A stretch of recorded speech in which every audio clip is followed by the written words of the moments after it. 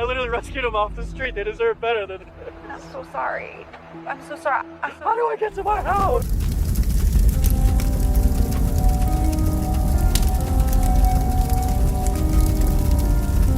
I'm going to break down again. That's what I feel.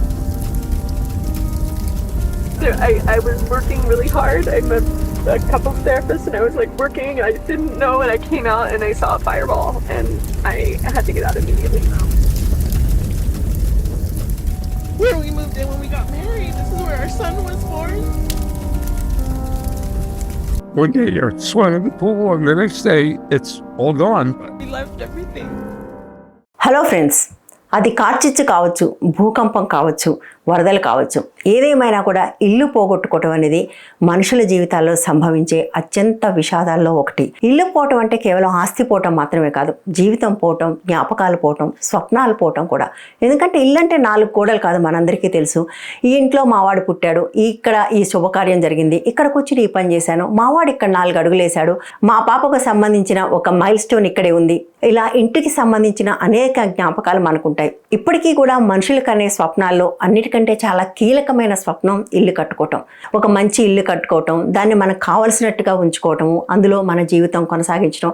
ఇట్లా ఇంటితో మనందరికీ కూడా చాలా జ్ఞాపకాలు ఉంటాయి, చాలా అనుబంధం ఉంటుంది. బట్ ఇటువంటి ప్రకృతి విపత్తులు వచ్చినప్పుడు, ఆ ఇల్లు పోయినప్పుడు మనిషి కేవలం ఆస్తి మాత్రమే పోగొట్టుకోడు, ఇంకా చాలా పోగొట్టుకుంటాడు. జీవితంలో ఎప్పుడూ లేనంత వెలితిని అనుభవిస్తాడు. ఇప్పుడు LAలో అటువంటి ఒక వెలితిని అనుభవిస్తున్న వాళ్ళ సంఖ్య 2 లక్షలు అని ఒక అంచనా.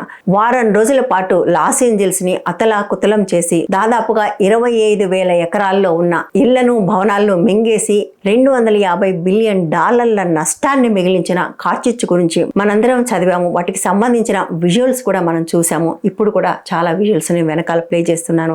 ఇల్లు పోగొట్టుకోవటం అనేది మనుషులు అనుభవించే అత్యంత దుఃఖాల్లో ఒకటని చెప్పాను కదా. అట్లా ఇల్లు పోగొట్టుకున్న వాళ్ళ దుఃఖాన్ని అక్కడ చాలా మంది రికార్డ్ చేశారు. అందులో కొన్ని నేను మీకోసం ఇక్కడ ప్లే చేస్తాను. Because you thought there's no way, right? I was working really hard. I'm a couples therapist, and I was like working. I didn't know, and I came out and I saw a fireball, and I had to get out immediately. How do you feel looking at this morning? I'm going to break down again. That's what I feel. This is our retirement. This is our nest egg. This is where we moved in when we got married. This is where our son was born. We had everything, like the sentimental things. Like my mom passed away. I had only a few things of hers left. My wedding dress, our wedding album. We left everything. Parts of the house and whatnot, and then you see your neighbors' houses and everything kind of around, and your heart just breaks. I literally rescued them off the street. They deserve better than this. I'm so sorry. I'm so sorry. How do I get to my house? I don't know where I'm going. I just leave my car right there. Where's your car? The cop said you have to leave it, and I leave my car right there because It was my baby, and he died needlessly. Guess what didn't work? 911. All the phone lines were down. He said, "Mom, leave me," and no, Mum can leave the kid. And I've got a broken arm. I couldn't lift him. I couldn't move him. They said, "We've got no water."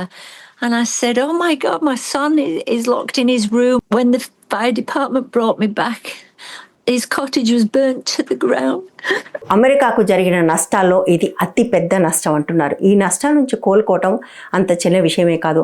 ఇందులో ఇల్లు పోగొట్టుకున్న వాళ్ళలో చాలామందికి మళ్ళీ అటువంటి ఇల్లు కట్టుకోవటం సాధ్యం కూడా కాకపోవచ్చు. కానీ అది అమెరికా కదా.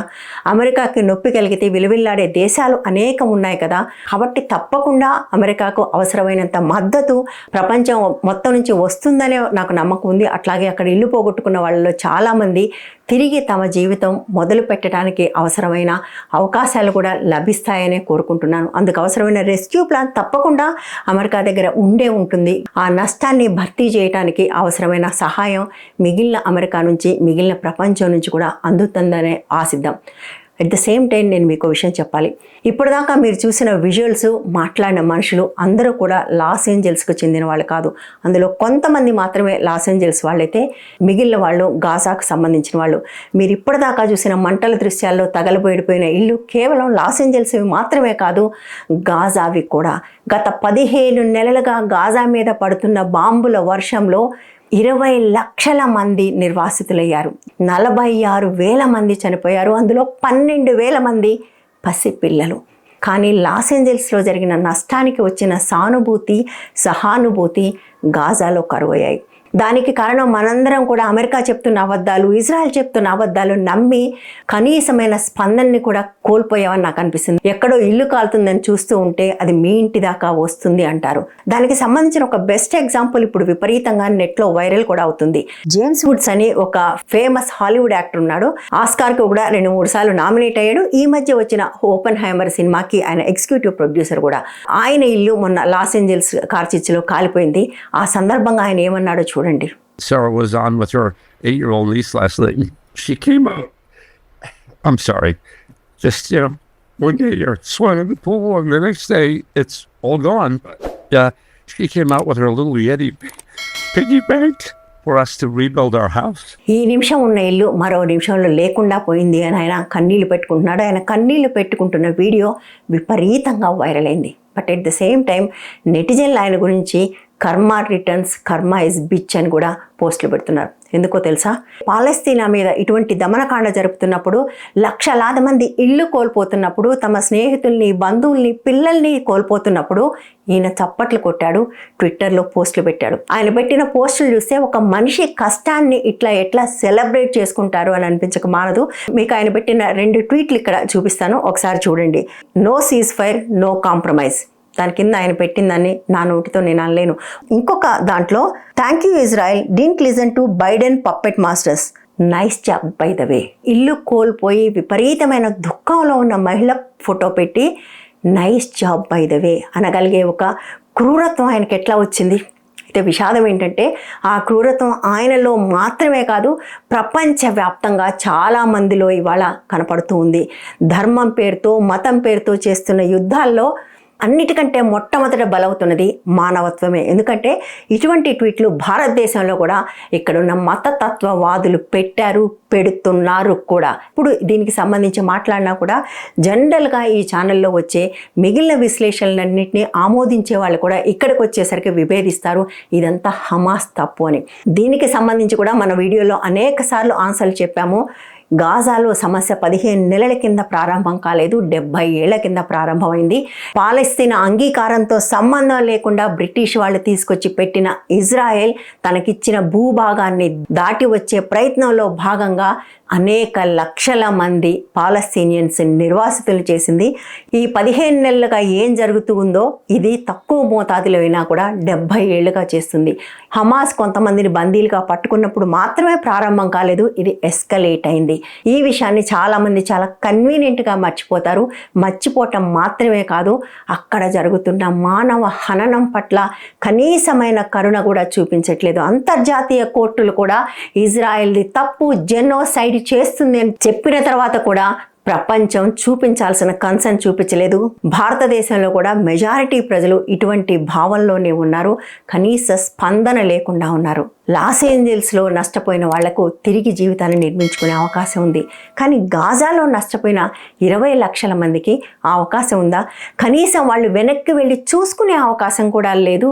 లాస్ ఏంజల్స్లో చూడండి, మంటలు తగ్గిన తర్వాత చాలామందికి వాళ్ళ ఇళ్ళ దగ్గరికి వెళ్ళి ఏమైనా మిగిలిందా అని చూసుకునే అవకాశం దొరుకుతుంది. కానీ గాజాలో అట్లా నిర్వాసితులైన 20 లక్షల మందికి అటువంటి అవకాశం దొరకలేదు. ఎందుకంటే వాళ్ళ ఇళ్ల మీద బాంబులేసి వాళ్ళ అక్కడి నుంచి పంపేసిన తర్వాత వాటిని ఆక్యుపై చేసింది ఇజ్రాయెల్. మళ్ళీ దానిలోకి పాలస్తీనియన్స్ వెనక్కి వచ్చే అవకాశం లేకుండా చేసింది. సీజ్ ఫైర్ ప్రకటించిన తర్వాత ఈ ఆదివారం నుంచి సీజ్ ఫైర్ అమల్లోకి వస్తుంది. అమల్లోకి వచ్చే లోపల చేయాల్సినంత దమనకాండ చేసే ప్రయత్నం కూడా చేస్తుంది.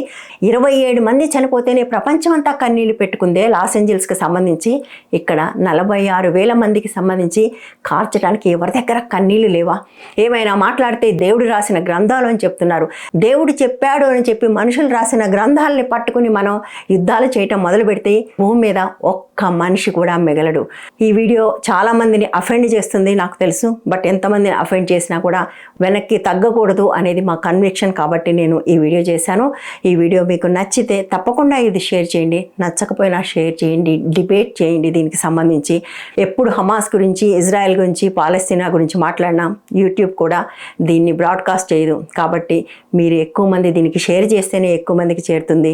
బహుశా దీన్ని మానిటైజ్ కూడా చేయకపోవచ్చు. కాబట్టి తప్పకుండా మీరు సపోర్ట్ చేయండి. వీలైతే డైరెక్ట్గా సపోర్ట్ చేయండి, లేదా మెంబర్స్గా చేరండి. డైరెక్ట్గా సపోర్ట్ చేయడానికి అవసరమైన UPI ID కూడా ఇస్తున్నాను, దాన్ని ఒకసారి చూడండి. Thank you.